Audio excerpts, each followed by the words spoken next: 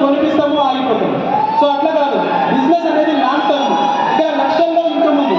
బయట జాబ్ చేస్తారు, పొద్దున్న నుంచి రాత్రి వరకు పనిచేస్తూ ఉంటారు. 10,000 రూపాయలు ఇన్కమ్ ఖచ్చితంగా వస్తుంది.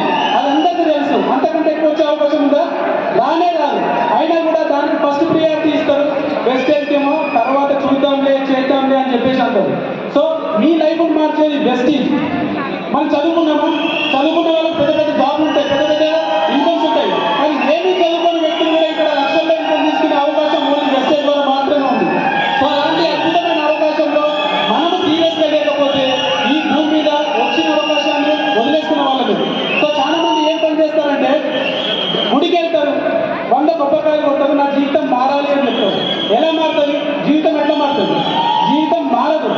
మీరు జీవితం మారాలి అనుకుంటే దేవుడికి కొబ్బరికాయలు కాదు, మీ దగ్గరికి వచ్చిన అవకాశంలో మీరు కన్సిస్టెన్సీగా ఒక 1 year నిలబడండి, 100% సక్సెస్ వస్తుంది. ఈ రోజు మా లైఫ్ ఎట్లా మారింది అంటే, సో ఒక బైక్ ఇన్సూరెన్స్ కూడా కట్టలేని సిచ్యువేషన్ నుంచి ఫస్ట్ కార్, అసలు డ్రైవింగ్ రానప్పుడు కూడా ఫస్ట్ కార్ కొనుక్కోవడం జరిగింది.